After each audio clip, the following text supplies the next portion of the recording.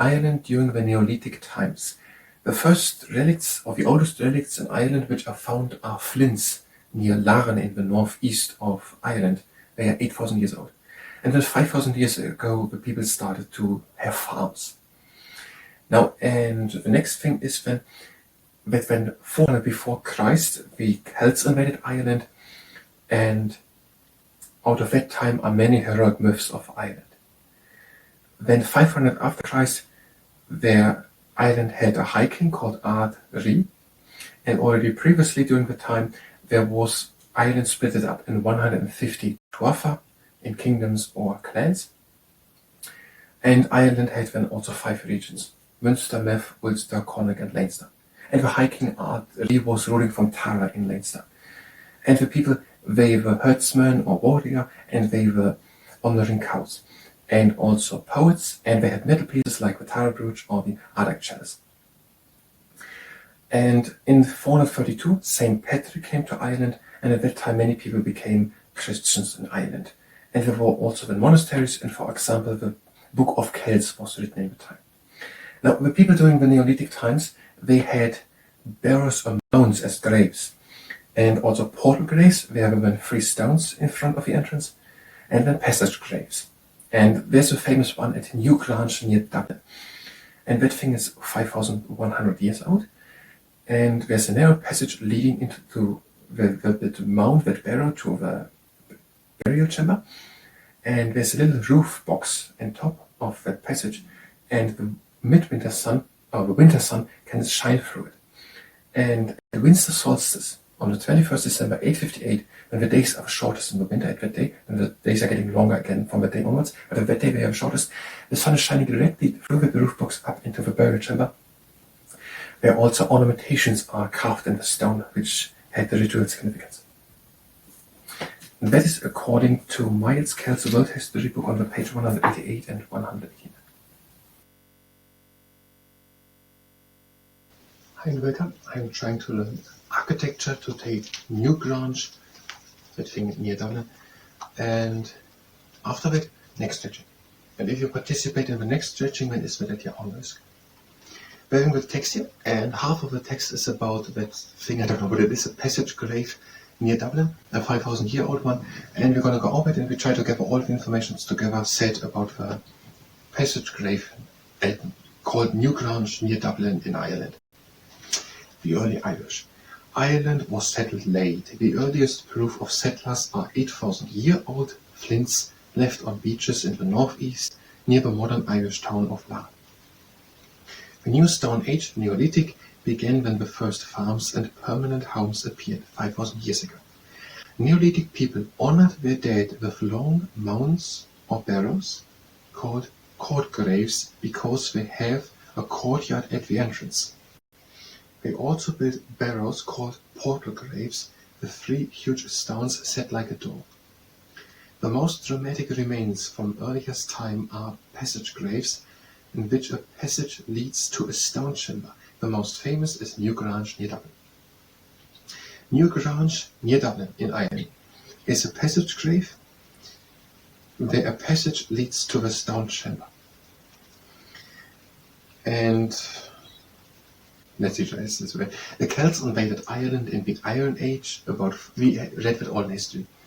The Celts invaded Ireland in the Iron Age about 400 before Christ, and many of Ireland's rich collection of heroic myths are probably based in this time.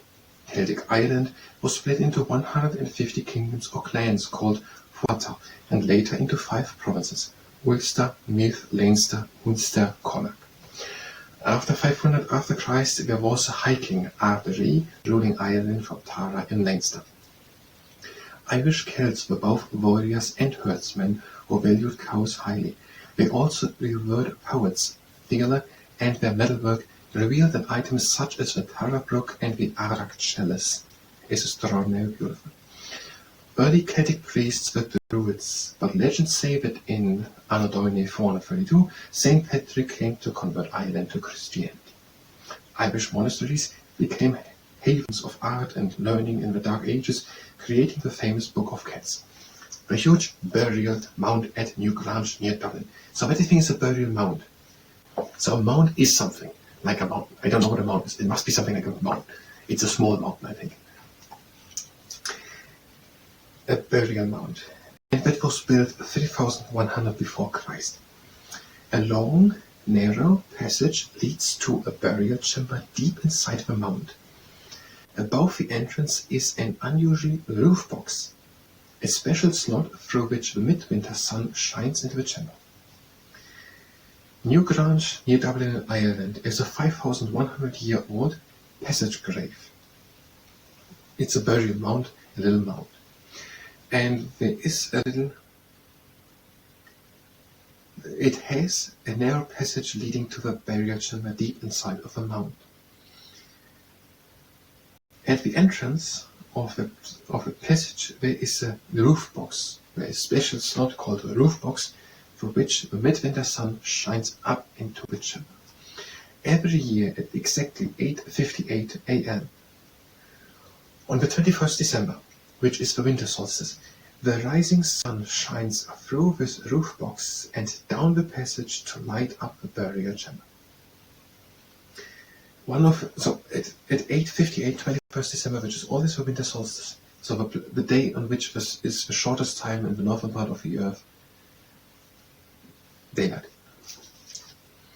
There shines the sun in completely through the roof box into the burial chamber. One of Newgrange's most distinctive features is the ornamentation, especially the carved spirals. It are carved spirals, which had a ritual significance. So carved spirals, ornamentation, carved spirals, ritual significance. Okay, I think I'm just going to try to do the presentation and we're going to see what works and what not. So I'm going to start up camera.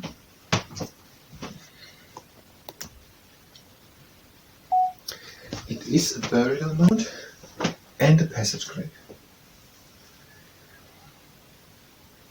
Newgrange, that is a burial mound, so a little mound, and it is also a passage grave, so there's a passage leading in, a narrow passage to the burial chamber deep inside of Newgrange, which is near Dublin in Ireland in northwestern Europe.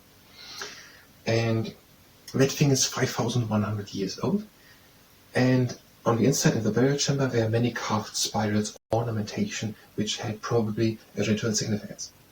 But there's another thing. A bit above the entrance to the long passage into the inside there's a little roof box, and through that the sun can shine in. And on the 21st December at 8:58 every year, which is the winter solstice, so the day when there is the shortest time of daylight in the northern half of the earth, on that day, on the 21st December, 8:58, winter solstice, the sun shines directly through the roof box up into the burial chamber. And that is according to Miles Kelly's World History book on the page 188 and 189. First of all, and that was the architecture part. If you were here for architecture, you can go directly to the next part of architecture or to history. We're still going to do the presentation about what is completely written about Ireland during the Neolithic times or whatever. That's a good title. If you stay here and participate in the Neckstretching, this will let you also. Building the legs standing shoulder wide apart, and breathing in and reaching the fingertips as far as possible. And again down, reach as far as possible. And in and up.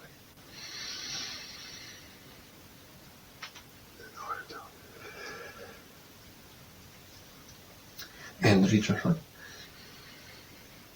Up and back. Now with feet staying together, the arms up to the side, and we're doing the buzzard, pretend to fly around. Backwards.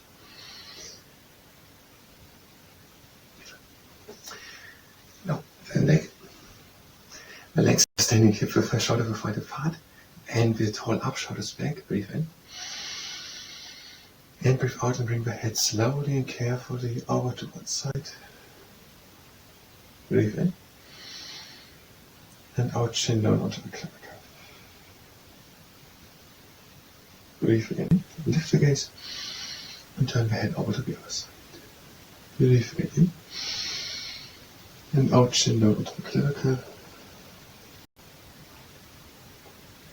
Breathe again in, lift the gaze, and into the middle. Breathe again in, and out, head again over to one side, breathe halfway out, and then circle the head over to the other side. Breathe again in, and out, and circle the head over. Back into the middle. Bring the hands together, and the elbows together, and breathe in and reach high. And up. In and up again. Out and down. Now hands back, breathe in. And out and round. In and back. And out and round. And in. Now, have feet standing together. Intertwine the fingers behind the back. Turn up, shoulders back, breathe in. Out, turn the head over to one side. Chin down onto the clavicle. Breathe out and pull the hands down to the ground. Breathe in, lift the gaze, and turn it again over to the other side. Breathe again in. Out, chin down onto the clavicle, and pull the hands down to the ground. Breathe in, lift the gaze, and back into it. Have the legs standing shoulder width wide apart, and intertwine the fingers again behind the back. Bring them over to one side. Turn up, shoulders back. Breathe in. And out, and turn the head over to the side where the hands are. Breathe again in. And out, chin down onto the clavicle. Pull the arm and the shoulder down. Breathe in, lift the gaze. Turn the head over to the other side. The hands over to the other side. Breathe again in. Out, chin down onto the clavicle. Pull the arm and the shoulder down. Breathe in, lift the gaze. And now if again, the feet stand together, one arm behind the back, breathe in the other one up. And out, bring the head over. Down, pull the head. Breathe again in. And out, look to the hand on top of the head. Hand behind the back, breathe in the other one up. And out, bring the head over. Breathe again in. And out, look to the hand on top of the head.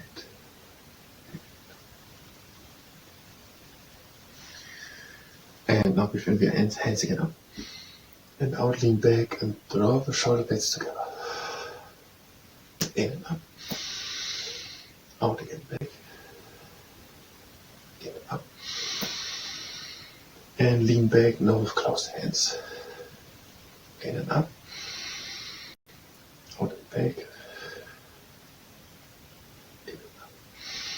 Out over to the other side. In into the middle.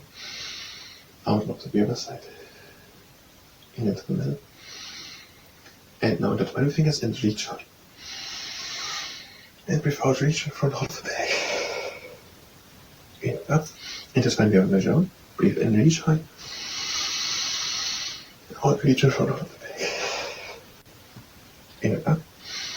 And lean with long arms back. In and up. Out and back. In and up. Out and the arms down. Breathe in the arms up. Out and down. In and up. Out and down. Again, in and up. Bring the hands to touch and allow the hands down to heart center. That was Neckstretching. I thank you very much.